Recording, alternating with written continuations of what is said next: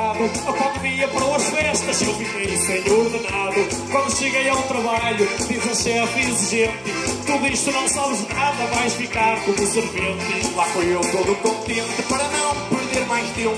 Tinha de lhe dar de logo e aprender a fazer cimento. No início era lento e ela sempre me chamar. Era de um lado para o outro e nem me deixava respirar. Eu comecei a gostar e queria ir mais além. A chefe viu-me aplicado e no bloco me safava bem.